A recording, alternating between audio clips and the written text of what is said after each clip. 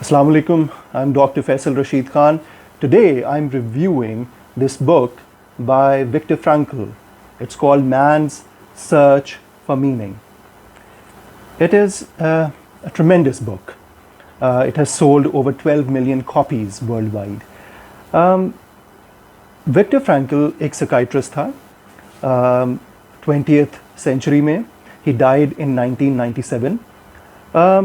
वो world war II में he was captured, he was kept in a Nazi concentration camp in Germany.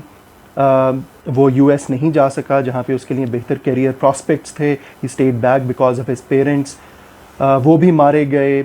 जो wife थी pregnant थी वो भी मारी गई हॉलोकॉस्ट में. ये जिस कंसंट्रेशन कैंप में था वहाँ पे बुरे तरीन हालात थे. आप जानते हैं कि कैसे लोगों को रखा जाता था, किन मजालिम का वो शिकार थे.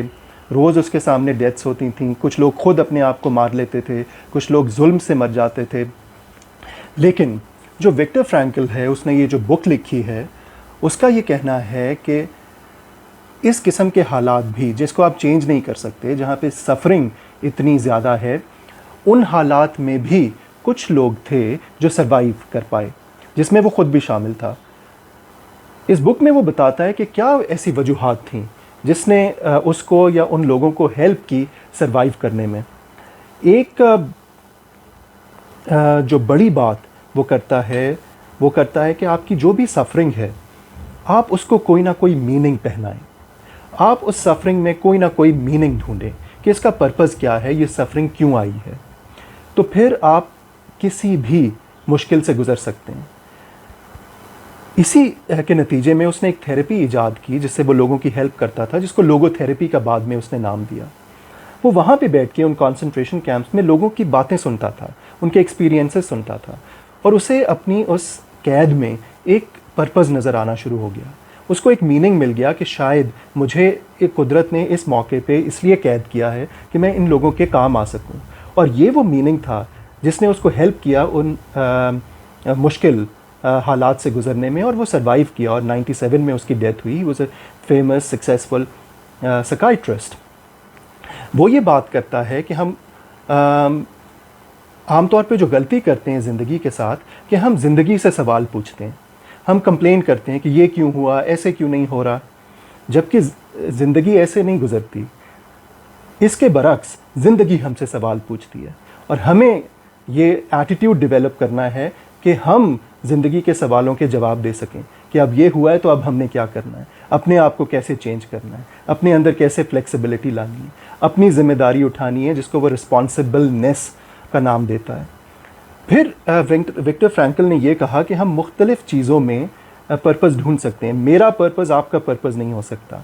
इंसान ने अपनी ज़िंदगी का मीनिंग ख़ुद तलाश करना है, और ये जो सफ़र है ये फ्रस्ट्रेशन से भरा हो सकता है. ये सफ़र अनसर्टनिटी, बेयकीनी से भरा हो सकता है, लेकिन हर इंसान ने ये रास्ता ख़ुद तय करना है. वो ये कहता है ये आप पर्पज़ अपने काम में भी ढूंढ सकते हैं. आपका जो भी ज़िंदगी का मकसद है, चाहे वो लोगों की फलाह करना है, पैसे कमाना है, अपने करियर में आगे जाना है, नॉलेज हासिल करना है, but you must have a purpose, and that purpose should be beyond your self. It should be bigger than you. दूसरी वो चीज़ वो कहता है जिसमें आप पर्पज़ ढूंढ सकते हैं, वो कोई एक्सपीरियंस बाय नोइंग समवन, जिसको वो लव का नाम देता है. जब हम किसी से मोहब्बत करते हैं किसी भी फॉर्म में, तो तब हम न सिर्फ अपने बारे में जानते हैं, बल्कि हम दूसरे इंसान के बारे में जानते हैं, और अपनी हम ईगो मार के अपनी ज़ात को पेश करते हैं कि हम दूसरा हमें चाहे या रिजेक्ट करे. जो तीसरी चीज़ है वो जो पर्पज़ की बात करता है वो है सफ़रिंग में, कि ऐसे हालात जिनको हम तब्दील नहीं कर सकते, ऐसी सिचुएशन जिसको हम बदल नहीं सकते. कैंसर हो गया है किसी को, तब हमारा एटीट्यूड क्या होगा उस सफ़रिंग की तरफ. किस डेथ हो गई है वाइफ की, हस्बैंड की, उसके बाद में क्या, उसमें मीनिंग क्या ढूंढता हूँ, ये डिटर्मिन करेगा कि हम उस सफ़रिंग से कैसे निकल पाते हैं. ये बहुत इंपॉर्टेंट किताब है. ये डॉक्टर्स को पढ़नी चाहिए, ये साइकियाट्रिस्ट को पढ़नी चाहिए, या आम लोगों को पढ़नी चाहिए जो ज़िंदगी में एग्जिस्टेंशियल इश्यूज से गुजर रहे हैं. उनको समझ नहीं आ रही कि अपनी ज़िंदगी गुजारनी कैसे है. सो मैं ये हाईली रेकमेंड करता हूँ, मुझे इससे बहुत फ़ायदा हुआ है, मैं अपने पेशेंट्स को रेकमेंड करता हूँ. So please buy this book, order this book, and फिर हमारे आपके जो भी सवाल होंगे we can discuss them more. Thank you so much.